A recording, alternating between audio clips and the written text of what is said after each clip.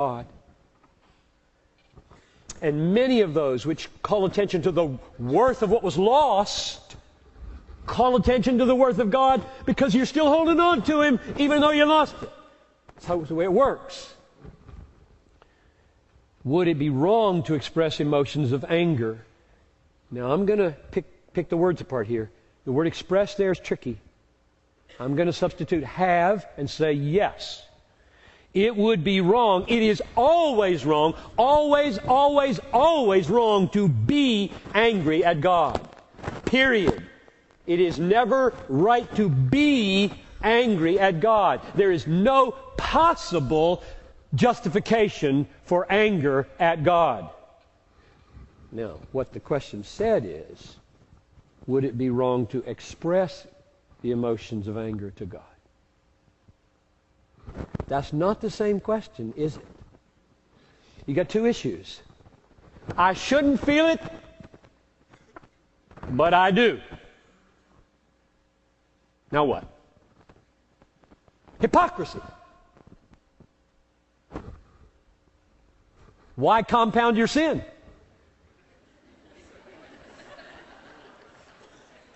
God doesn't like hypocrisy. And He doesn't like you to get mad at Him. You've blown it on the first one, don't blow it on the second one. Tell Him, I'm mad. And I know I shouldn't be. And I'm scared that I'm mad.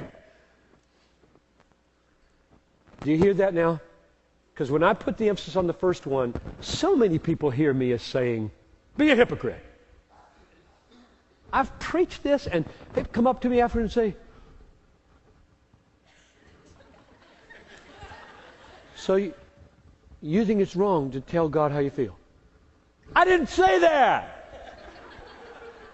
It's always right to tell God how you feel. Even if you tell Him, this is a quote from Dan Barker, to go to hell. If that's what you're feeling, He knows it.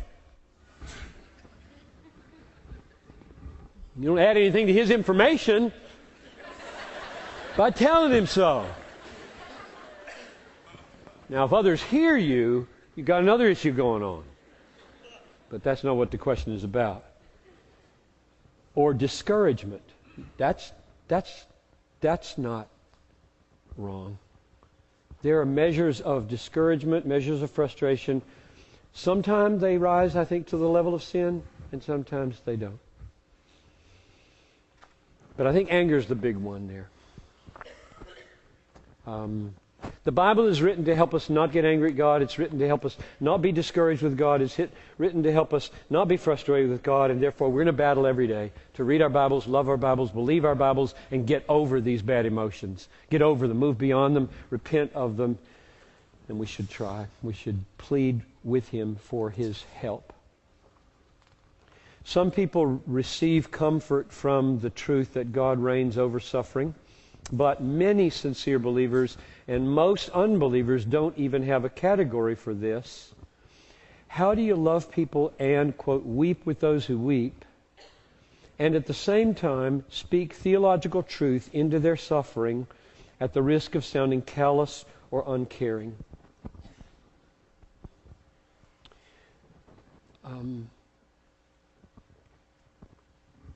Tone and timing in the delivery of truth is everything. Tone and timing in the delivery of truth is everything. Timing. There is a time for everything under heaven. I just read it in Ecclesiastes chapter 3 a week or so ago. There's a time for embracing, a time for refraining from embracing, a time for anger and a time for joy, a time for killing, a time for making alive. There's a time for rebuking, a time for keeping your mouth shut, a time for silence. The first 7 days of Job's friends were their golden moment. They didn't say anything. So, pastorally, you need wisdom. You need wisdom as to what this person needs. When I got a phone call from a good friend of mine that his son's 23-year-old wife had been killed in a car accident, and they lived in my town and he lived in another city. And he was just weeping and weeping on the telephone. Would you go? Would you go? I think it just happened an hour ago. Would you go? So I found him at the medical examiner's. It's a horrible place. You don't want to go to the medical examiner's office. It's cold, it's marble, it's slabs, it's where you bring the dead people before they go to the hospital, before they go to the mortuary. You bring the dead people in. So I walk in, and there he sat, his brother's wife, and a friend, just sitting. Hadn't seen her yet. She's in the back on a slab, dead, 23 years old, been married 4 months. I know some truth here. I know Job. I know all things work together for good. All I did was sit down beside him and didn't say a word. He took my hand, and I just waited. What am I doing? I'm praying. I'm trying to discern the moment. I don't know what would help right now. I don't know what would help. I don't know where he is spiritually even. I'm not close to this young man. I don't even know if he's believing right now, if he's unbelieving. I don't know anything. I can't just blunder in there. You don't know anything. The more you know, the more likely you can say something helpful. I mean, I've got colleagues that we're so on the same wavelength theologically that I know everything they think about everything. And they know everything I think. And that silence is going to mean something very different than this uncertain silence. But that's what you do. You wait and you discern. After about, we were all waiting just to see, they're going to let you go back. I've never been in this room before. I just bent over and just started praying. I just prayed. I didn't say anything. And I prayed for help. I prayed for strength. I prayed, oh God.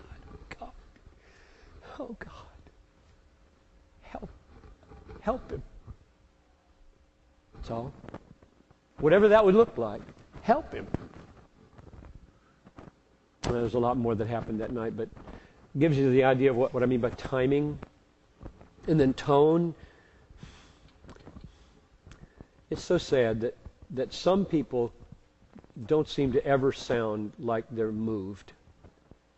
It just all sounds computerized, like the voice on a train at an airport. Only worse. They got those voices pretty good now. They used to, Martha in Atlanta used to be, next stop, rah, rah, rah, rah. Why don't you use a real voice? Which they do now, I think. So don't be a computer.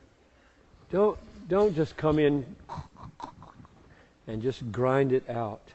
If God doesn't give you a pastoral tone, keep your mouth shut. If you're not moved, probably just don't talk. You got to be there. Weep with those who weep. You have a body like theirs. A little empathy creates movement in your soul, and that movement will sound a certain way, and it will fit the moment.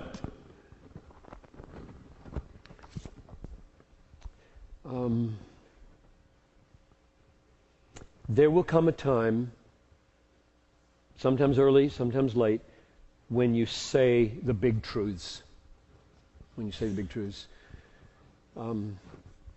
Those who believe in the sovereignty of God are very often mocked. I read one of the mockeries to you in one of the earlier sessions about banal, simple, stupid platitudes like everything works together for good. Well, to me, Romans 8:28 is not a platitude. It is one of the most glorious sentences that exist in all of language anywhere in the human history and universe. It's glorious, which means it shouldn't be thrown around lightly. You say it at the right time and in the right tone, and it's always true for God's children, and God's children do need to hear it, but they can hear it in certain times better than other times. 6 minutes to go, and 2 more sheets, or maybe 3. In what way is Job blameless? What does it mean for the righteous to suffer when there are none righteous before God? That's an excellent question. clearly